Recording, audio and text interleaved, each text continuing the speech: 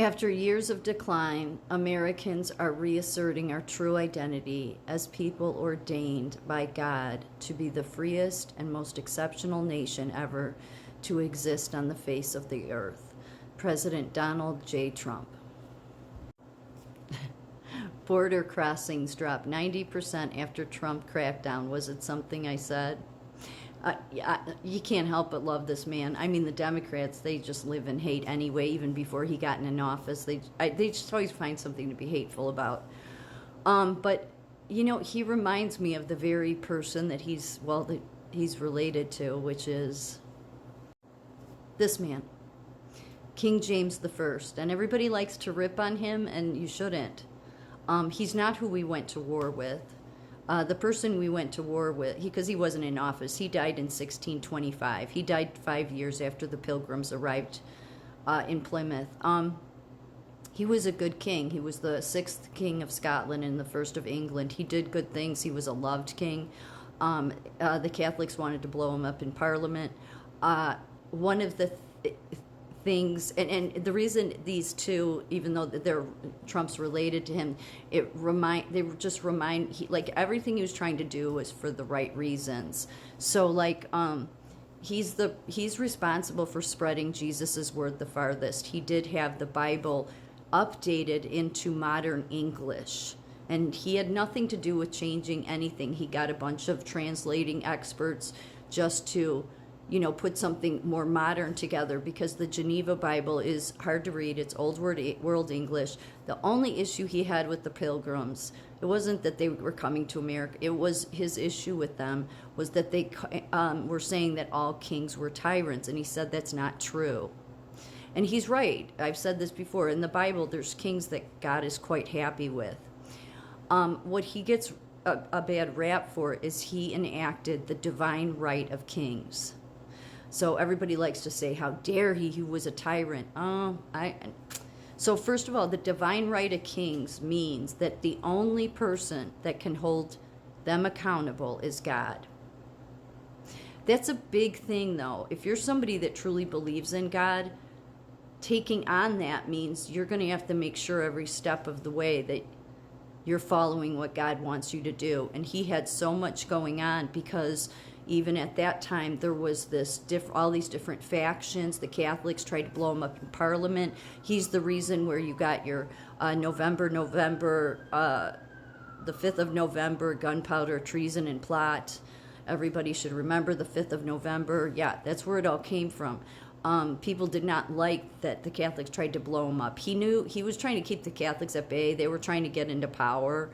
And then you had, I think he was a Protestant, but you had all the problems going on with the Church of England. And I think his intentions were good. And oftentimes there are bad kings, but we should recognize the good ones. And he would be one that was trying, he was loved, he was trying to do the right thing. Even the Pilgrims, it wasn't him that was the problem. I think they just all got fed up with all of the factions going on. And the Pilgrims were upset because of the ritualist Catholic practices that they saw as very much paganism.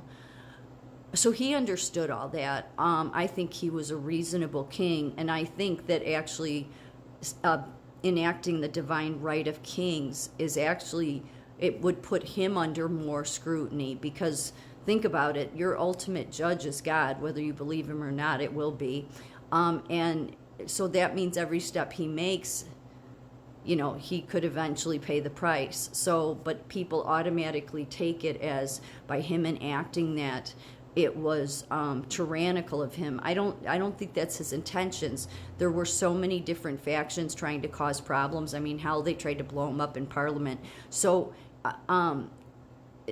as a leader, as somebody, and he was a warrior, you know, like he was a fighter, very much like Donald Trump. So, makes sense, they're related. So putting the divine right of kings in was to try to get some you know, law and order going on in the country. The bad king was the one that was in during 1776 that we went to war with, and this was him. Yeah, you can just tell, like, oh yeah, okay, he wanted to tax America, and then everything fell. So this we went to war in 1776 with Britain. And he was in. This is King George III. So King James I was a good king. And Donald Trump and I know Donald Trump's not a king, and he would never refer to himself as that, because we don't do that here in America. But they seem to have a lot of the same traits. Donald Trump's like, no, I'm going to do what needs to be done to get law and order back in place. And I commend that, because otherwise, if we don't have a leader that's willing to be strong that way, then the Democrats will just keep rolling over and causing us to lose more freedoms, because they're too stupid to realize that we've lost more freedoms because of them. But I think they sort of know. I mean, they were on the side of slavery, from the very beginning. So going way back. So I just think it's interesting, because King James I, who was a good king, I can see resembles in him and Trump. And then people probably saw this about an executive order creating White House faith office. I wouldn't pay. I know that the Paula White is, who he has heading it up. Who cares? That's not important. In my opinion, what's important is he wants to make sure that the values stay in place, because he knows that America cannot be protected if the values which the radical left have been trying to destroy. We will end up under such a dictatorship. So even though some of the things may seem to people like, how could he do this? No, he's not. He's not. Everything he's doing for the best things for the country. He is. He absolutely is. Just reminds me, though, it's like, I think this is how King James I was, is that for him to enact the divine right of kings meant he was putting a lot of responsibility on himself, because he would be held accountable to God. It was like saying, okay, God, you're the only one that can hold me accountable, so I better make sure that I'm making sure I follow your word. What Trump reminds me of is our early founders.